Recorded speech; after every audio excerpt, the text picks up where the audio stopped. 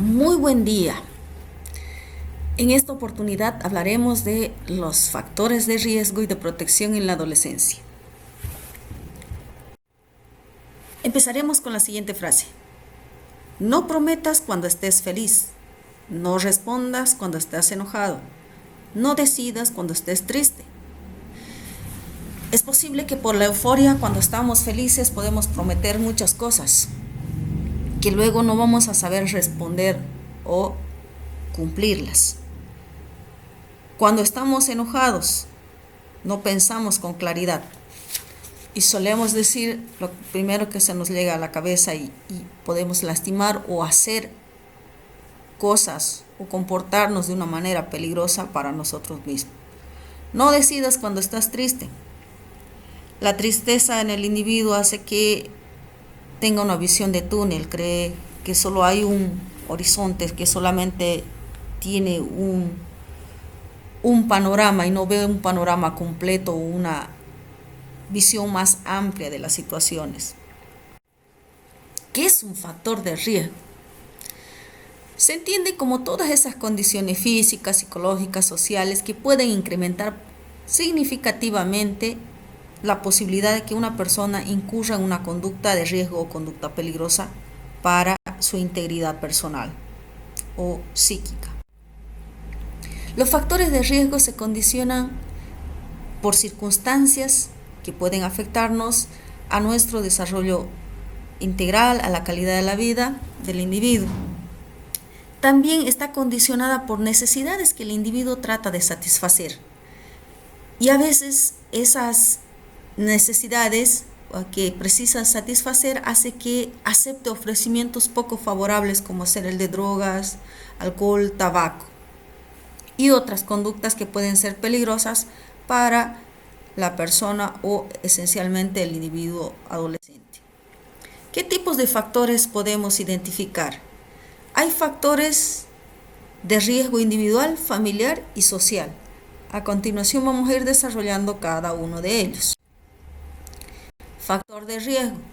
A nivel individual está esa poca capacidad de afrontar y resolver problemas, falta de autocontrol, altos niveles de angustia, pasividad, baja autoestima, sentimientos de soledad, depresión, introversión, rebeldía o resistencia a la autoridad de un adulto o de una persona que tenga esa figura de autoridad.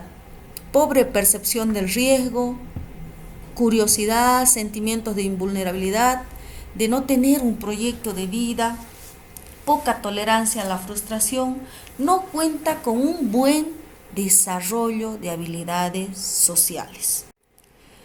Entre los riesgos a nivel familiar, los altos niveles de malestar dentro del sistema familiar, la comunicación hipercrítica basada solo en críticas y reclamos y que radica simplemente en cuestionar, culpar dentro del sistema familiar, inconsistencia entre las pautas de autoridad, que la madre dice una cosa, da un permiso, el padre retira el permiso, la falta de límites claros. Los límites no son muy claros cuando se establece los parámetros de qué es lo que se espera de que haga o de qué manera se espera que se comporte su hijo adolescente o el adolescente. Poca supervisión por parte de los padres, hijos que se sienten solos y en esa soledad no cuentan con la asistencia, no cuentan con la contención por parte de los padres en momentos de dificultad o de duda que el jovencito o la jovencita requiere de información. Poca capacidad para reconocer y manejar las emociones. Dentro del sistema familiar, los padres no perciben o incluso los hijos tampoco perciben los estados anímicos y las emociones de los padres. Factores de riesgo sociales, tema de discriminación, creencias que se tienen respecto a ciertas situaciones, conductas o posibles prácticas comportamentales, la pobreza, falta de alternativas de pasatiempos para los chicos, para los jóvenes, inseguridad que representa el vivir en ciertas zonas que a veces hacen que el jovencito o la jovencita se coloque en una situación de vulnerabilidad, estereotipos de moda no solamente en el atuendo que quieren vestirse, sino en la forma de comportarse. Hoy en día nos bombardean con ciertas conductas que no tienen, que son fomentando hacia antivalores que pueden hacer que los jóvenes imiten estas conductas peligrosas basadas en estereotipos o formas de comportamiento que nos venden los medios de comunicación o las tendencias actuales de comportamientos fuera de lo referente a los valores. ¿Qué es una conducta de riesgo? Es aquella acción que compromete la integridad física y psicológica del individuo, como ser fumar, ingerir bebidas alcohólicas, no saber manejar el tema del enojo, ingerir las drogas, ausentismo escolar, discriminación hacia las personas diferentes, robar, mentir, golpear. Se traduce más que nada en aquellas conductas que muestran cierto rasgo de peligrosidad para el individuo o para los demás. Consumo de riesgo, bueno, obviamente el consumir sustancias o drogas va a implicar riesgos físicos, laborales, económicos, riesgos a la salud, tanto psíquica como física. Ahora quiero que te detengas y analices y reflexiones sobre esto. Cuando se te presente una dificultad o tengas una decisión que tomar, fíjate en las alternativas de un semáforo. Pensá por un segundo en esto. Rojo, ¿por qué debo hacerlo? Tranquilízate antes de actuar. Pensá, ¿por qué? Luego de pensar, pasa a una segunda fase. Analiza las posibles soluciones o alternativas o consecuencias de esa acción o conducta que pudieras tener. Y si ves que el balance de reflexión, de análisis de posibles alternativas y consecuencias que has visto en esa situación, emite una conducta o acciona una conducta. Factores de protección. Son todas esas circunstancias que van a reducir las situaciones que pudieran resultar nocivas para el individuo.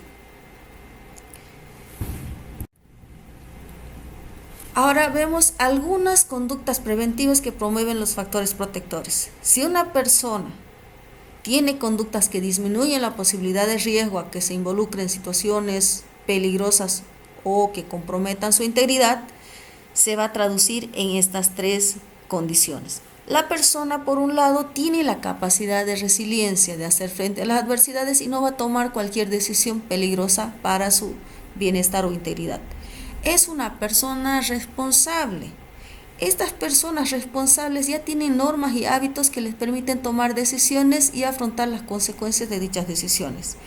Otra condición que presentan las personas que tienen una conducta de autocuidado o son con menos probabilidad de conductas de riesgo, más por el contrario tienen conductas de autoprotección o factores de protección, tienen una conducta de autocuidado. Se promueven en sí mismos pensamientos positivos respecto a la importancia de su salud y por ende emiten una conducta de autocuidado de la misma. Conductas que se traducen en protección para el individuo. Aquellas personas que se informan cuentan con un arsenal de información que le va a permitir tomar decisiones en base a información fidedigna. Tienen confianza en sí mismos, entonces es difícil que vayan a tomar decisiones por presión de los demás o que vayan a ponerse en una condición de vulnerabilidad o riesgo. Son personas autónomas, van a tomar una decisión con autonomía sin que el otro vaya a influir de manera muy significativa en su postura personal o en la conducta que ésta vaya a asumir. Asumen retos, tienen buen sentido de humor, participan en las tareas del hogar, son personas que tienen un proyecto de vida, por lo cual eso se traduce en conductas de protección. Factores individuales de protección.